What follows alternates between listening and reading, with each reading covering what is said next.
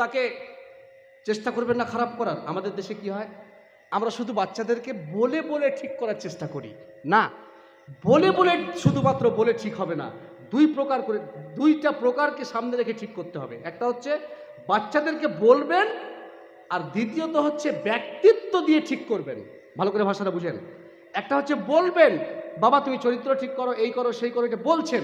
আর আরেকটা হচ্ছে ব্যক্তিত্ব দিয়ে ঠিক করবেন, মানে নিজেকে তার সামনে ইমানদারিত্বের সাথে পেশ করবেন।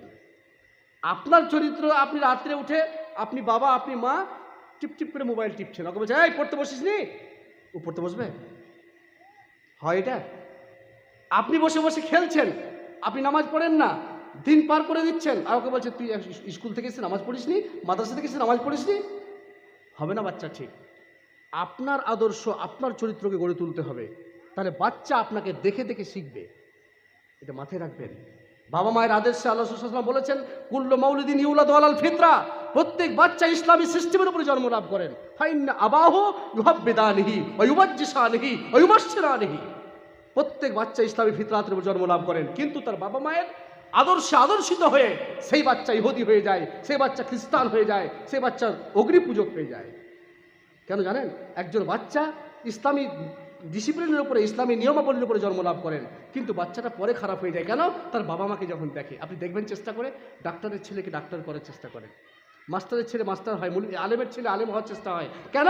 সে বাবা মাকে ফলো করে। আপনি সন্তান, আপনি রেগে গেলেন, বলে দিলেন না। এখন আপনার বাড়িতে চেক নিয়ে এসছে মাদ্রাসার কালেকশন করতে, একটা ঘটনা শুনেছিলাম, চেক নিয়ে এসছে, তোকে বলছে বাবু তোমার বাবা নেই বাড়িতে? বলছে দেখছি দাঁড়ান। ভিতরে গিয়ে দেখছে তোমার আব্বা শুয়ে আছে। আব্বু চেক নিয়ে এসছে একটু আপনার কাছে কালেকশনের জন্য, চেক নিয়ে এসেছিল। তোর বাবা ছেলেকে শিখিয়ে দিচ্ছে, বলে দাও যে আমার আব্বু বাড়িতে নেই, মানে মিথ্যা বলতে শিখাচ্ছে।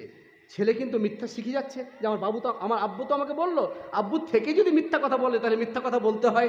আপনি দ্বিতীয় নম্বরটা দেখেন, বাচ্চা ছেলে ওরা মিথ্যা বলতে জানে না, কচি ছেলে, ফুলের মতো ছেলে, ও তখন এসে ওই কালেকশনের চেকওয়ালাটাকে বলছে, মানে মৌলভী সাহেবকে বলছে, কালেক্টরকে, আব্বু বলল আব্বু বাড়িতে নেই। কি বলছে? আব্বু বলল আব্বু বাড়িতে নেই। তো কালেকশনে যিনি চেক দিয়ে গেছেন উনি বলে, আরে তোমার আব্বু বললো আব্বু বাড়িতে নেই মানে? বলছে আব্বু বললো তো আব্বু বাড়িতে নেই। ছোট বাচ্চা। কারণ হচ্ছে আপনি আজকে তাকে মিথ্যা শিখিয়ে 500 টাকা কালেকশন নিতে একটা মাদ্রাসা আপনি বেঁচে গেলেন। 20 বছর পরে যখন ওর বিয়ে হবে, বিয়ে হওয়ার পরে ফলের ঠোঙাটা যখন স্ত্রীকে দেবে, আর আপনি বলবেন যে ওটা কী ছিল, তখন ও বলবে এটা বাড়ির অন্য কিছু বাজার ছিল, এটা ফলের ঠোঙা ছিল না। কেন?